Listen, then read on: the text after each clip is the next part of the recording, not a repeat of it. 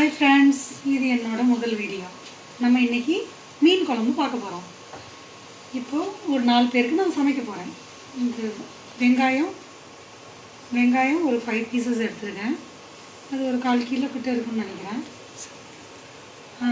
இப்போது தக்காளி, அதுக்கான தக்காளியும் நம்ம வச்சுருக்கோம். ஒரு 6 பீஸ் எடுத்துருக்கேன். புளி கொஞ்சம் கம்மியாக ஊற்றிக்கலாம். நம்ம டொமேட்டோ ஜாஸ்தி போட்டுக்கலாம். சரியா? மீன் ஒரு 1/4 கிலோ கிட்ட நம்ம எடுத்துருக்கோம். சரியா? ரொம்ப கொஞ்சம் நைஸாக பொடியாக வெட்டிக்கலாம் வெங்காயம். இப்போ நம்ம தேவையான மீன் குழம்புக்கு தேவையான பொருட்கள்லாம் நம்ம எடுத்துக்கிட்டோம். இங்கே எல்லாமே ரெடியாக இருக்குது. இது கொத்தமல்லி, மிளகா, கருவேப்பிலை, வெங்காயம் எல்லாம். இங்கே கொஞ்சோண்டு புளி, ஒரு எலுமிச்சம்பழம் சைஸில். அப்புறம் இது தாளிக்கிறதுக்கான ஐட்டம்ஸ். இப்போ நம்ம தாளிக்க ஸ்டார்ட் பண்ணிக்கலாம். 5 பல்லு பூண்டு போட்டுக்கலாம்.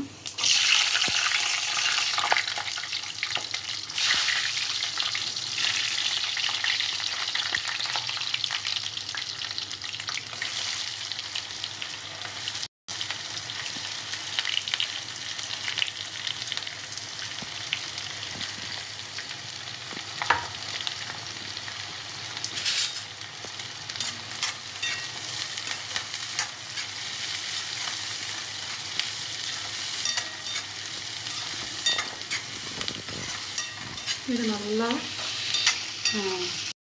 செவக்க அளவு இந்த வெங்காயம் இந்த கலரில் வந்ததுக்கப்புறம் நம்ம தக்காளியை போட்டுக்கலாம்.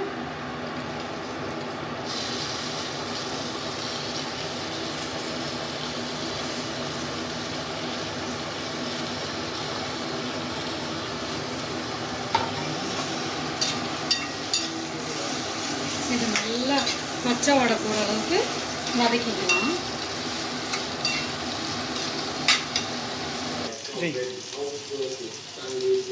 இப்போது தக்காளி நல்லா வதங்கிடுச்சு. நம்ம தனி மிளகாய்த்தூள் 2 ஸ்பூன் போடுவோம். உங்களுக்கு காரத்துக்கு தகுந்த மாதிரி நீங்களும் போட்டுங்க. எங்கள் வீட்டில் இவ்வளோ காரம் சாப்பிடுவாங்க, நான் போட்டுக்கிறேன். இப்போ நம்ம கருவேப்பிலையும் கொஞ்சம் போட்டுக்கலாம்.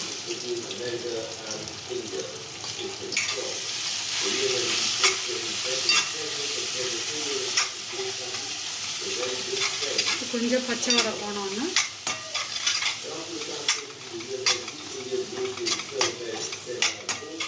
நம்ம புளியை கரைச்சி ஊற்றிக்கலாம்.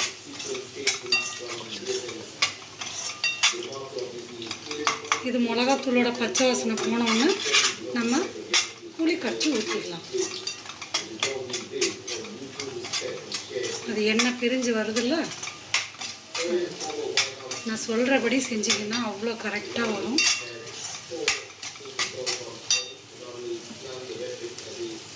இந்த மாதிரி ஸ்பூனில் 2 ஸ்பூன் நான் உப்பு போட்டுக்கிறேன். இந்த அளவு கரெக்டாக இருக்கும். அப்படி உங்களுக்கு பத்தலைன்னா நீங்கள் உப்பு பார்த்துட்டு போட்டுங்க. நான் ஏற்கனவே தக்காளி வேகிறதுக்காக 1 ஸ்பூன் போட்டுட்டேன். இப்போ 1 ஸ்பூன் போட்டுருக்கேன்.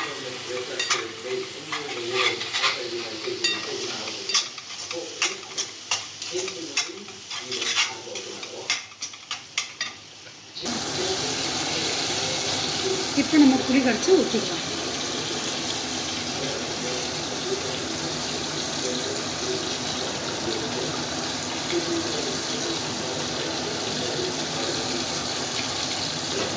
ஒரு 1/2 லிட்டர் தண்ணி ஊற்றிக்கலாம்.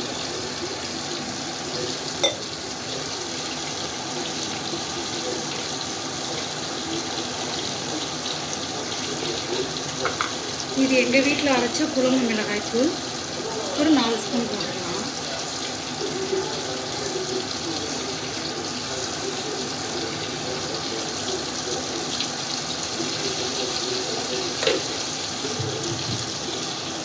இந்த குழம்பு மிளகாய்த்தூள் வீடியோ நான் நெக்ஸ்ட் வீடியோவில் போடுறேன்.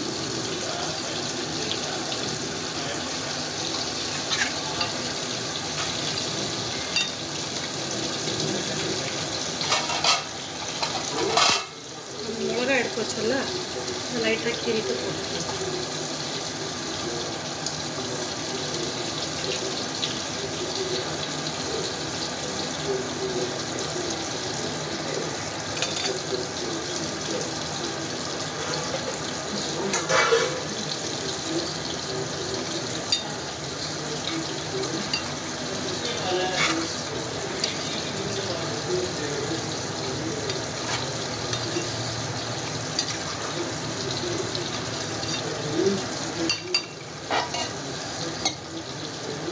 இதுக்கு தேவையான மஞ்சத்தூள் கொஞ்சம் போட்டுக்கலாம். நான் எப்படி ஸ்பூன் காட்டணுமோ நீங்கள் அதுலேயே அது மாதிரியே யூஸ் பண்ணிங்கன்னா இப்போ கரெக்டாக வரும் அளவு.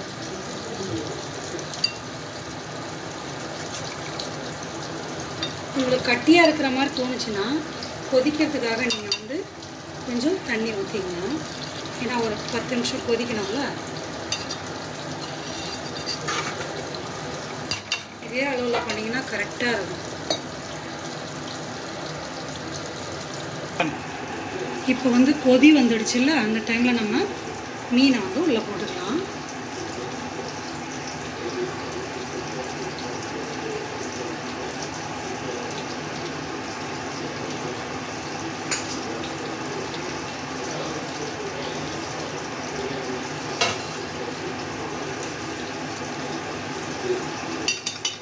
இப்போ இது ஒரு 10 நிமிஷம் அப்படியே சிம்மில் வேகட்டும். நம்ம மூடி வச்சுக்கலாம்.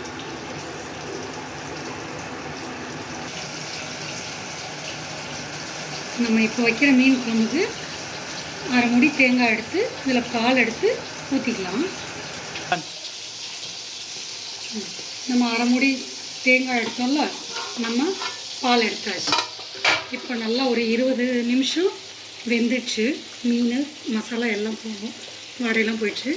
இப்போ நம்ம தேங்காய் பால் ஊற்றிக்கிறோம்.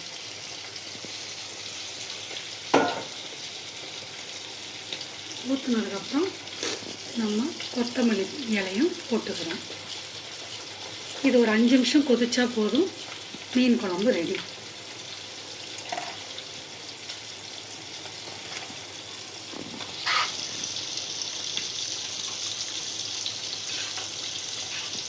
அஞ்சு நிமிஷத்துக்கு மேலே கொதிக்கூடாது, அப்புறம் நல்லா இருக்காது. தேங்காய் பால் வாசனை. இப்போ பாருங்கள் கரெக்டாக இருக்குது பார்த்தீங்களா? கலர் எல்லாம் அழகாக இருக்கு பாருங்கள். இப்போ நம்ம உப்பு டேஸ்ட் பண்ணணும், பண்ணிக்கலாம். எல்லாம் பர்ஃபெக்டாக இருக்குது. கொதி வந்துச்சா அடுப்பை நம்ம நிறுத்திடணும். எங்கள் வீட்டில் இன்றைக்கி ஃபிஷ் ஃப்ரை. இந்த ஃபிஷ் ஃப்ரையோட மசாலா நெக்ஸ்ட் வீடியோவில் நான் காட்டுறேன். குழம்பு